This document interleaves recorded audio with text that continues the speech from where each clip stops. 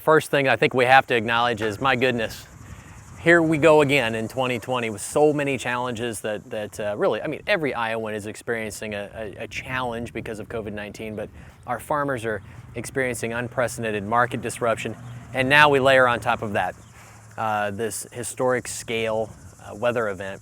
I think what's struck me most about it as I've gone out and I've been able to travel now through central Iowa and now up into western Iowa is the scale of it.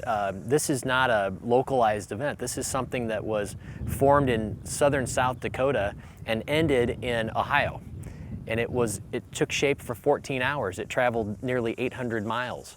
The scale of it as it went across the state of Iowa, roughly hitting the middle third of our state.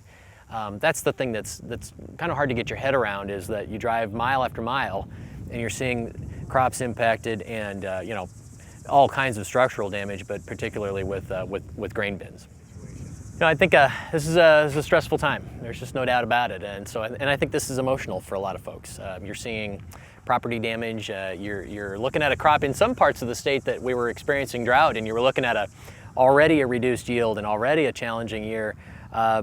And it hurts for reasons because of that. But then you've got parts of our state, central Iowa, east central Iowa, really looking at good crops, headed into a fall where maybe seeing historic levels of production.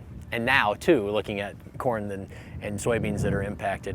And so I think that just hits folks really hard on top of everything else that we're dealing with. I think a lot of folks, as I've visited here traveling the last couple of days, is where to start, what to do next. And cleaning up debris is one thing, but how do you start to go about looking at that harvest plan now, knowing that you may have to attack this differently, and storage may be more of an issue than it was going to be, and then we all know we need to be thinking about next year already, right? Some of the decisions that you make now are things that already have an impact on 21, and so just how does that all play out? Where do you start? How do you approach it? And I think too, the fact that we just are simply going to have to wait a while to see the full impact on the crop, right? You need a few days, you need a few weeks, and ultimately we're going to have to harvest a lot of this before we really know what's out there. Too, we look at this and we say, okay, crop insurance matters significantly, right? Your insurance coverage on your property matters, and so those are things that will be into play. But it's I don't think we'll have to look very far to realize that there's been a significant impact over a wide stretch of the state that will absolutely trigger some disaster declarations. There's no immediate program that's available for that at USDA, so I think we will have to be looking at Congress to provide potentially some disaster assistance.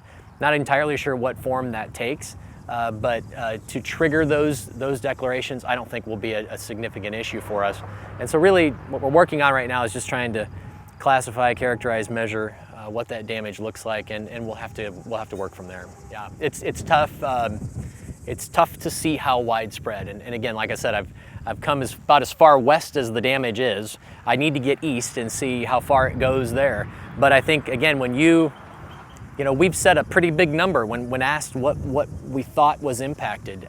It's no small thing to say that a third of the state was impacted. It's no small thing to say nearly 10 million acres could be impacted, and that impact is going to vary across that swath. But it was important, and I think it is important for folks to get their heads around the scale of this. This is not an isolated tornado event or something that we're frankly used to dealing with here in Iowa. This is something that went from river to river, and it was many miles across. So that's the hard part to get your head around. We think that's really important for USDA and our members of Congress to understand that this is not your typical weather event that might occur in Iowa.